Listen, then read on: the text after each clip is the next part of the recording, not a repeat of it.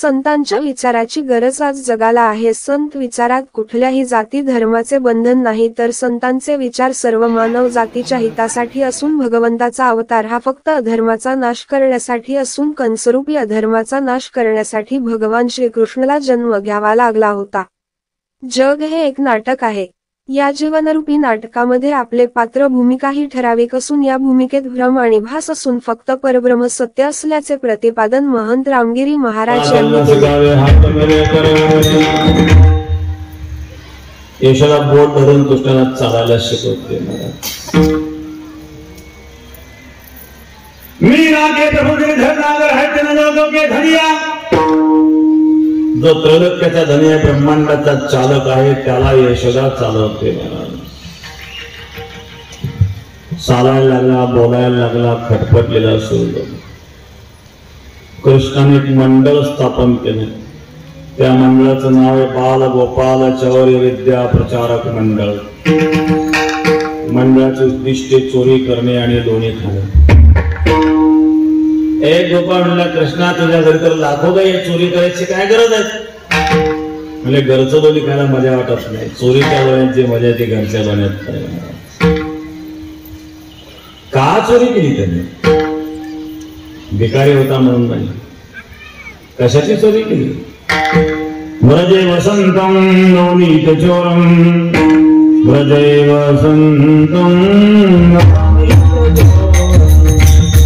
व्रजे वसंतम नवनीत चोरम.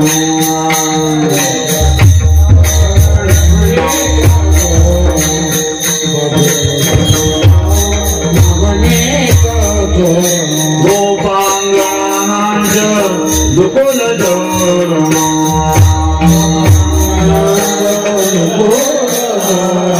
श्रीयाधिकाया हृदय सदा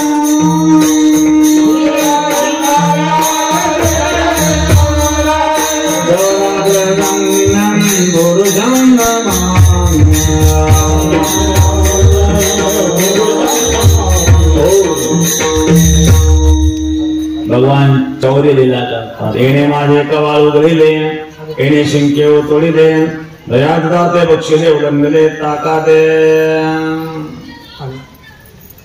भक्ताच्या हृदयाची चोरी करतो भगवान. मृदू समाय नवनीत त्याचे सज्जनाचे चित्र असं असणारा भगवान परमात्मा आहे.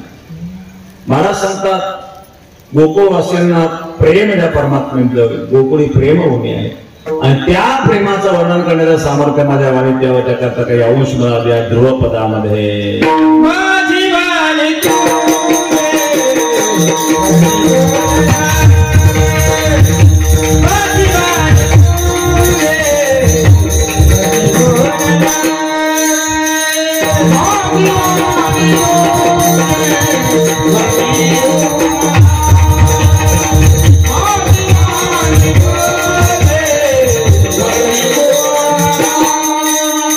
संगमनेर तालुक्यातील कनोली येथे अखंड हरिनाम सप्ताहाची महंत रामगिरी महाराज यांच्या काल्याच्या कीर्तनाने सांगता झाली.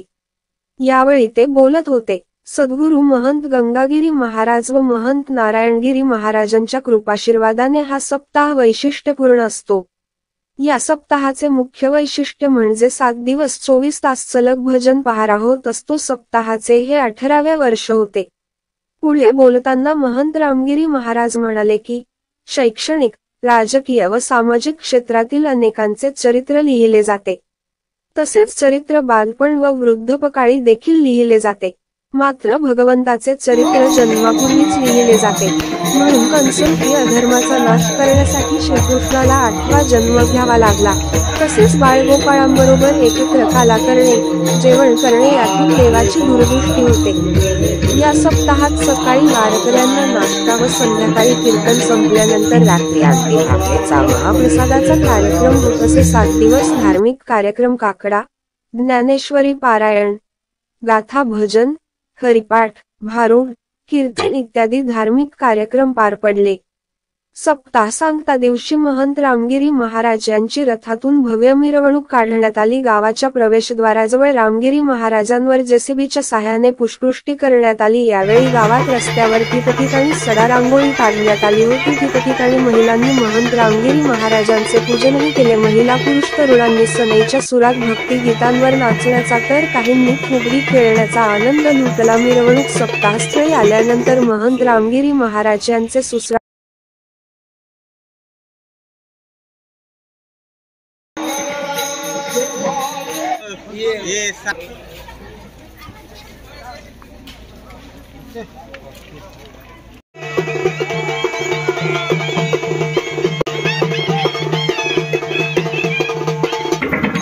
उचित कर, योग्यता दे, मग प्रेम धारण.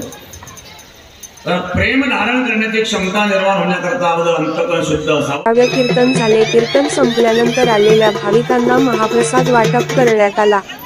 या सप्ताहासाठी सप्ताह कमिटी, ग्रामस्थ, विविध मंडळे, सामाजिक संस्था, सहकारी संस्था, दूध संस्था, पतसंस्था, विद्यार्थी, शिक्षक, भाऊसाहेब थोरात विद्यालय कनोली, ग्रामपंचायत, जिल्हा परिषद प्राथमिक शाळा या सर्वांचे सहकार्य लाभले.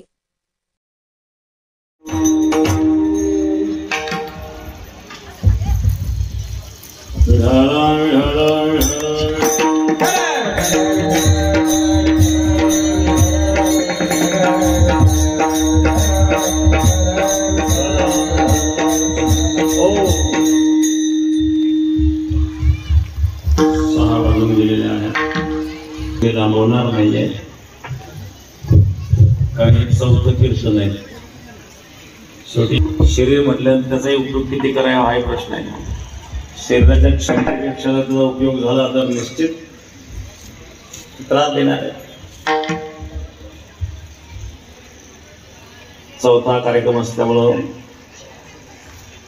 शेवटी पासून बाहेर पडले, शारीरिक थकवा पण येत असतो. असं वाटतं 10-15 मिनिट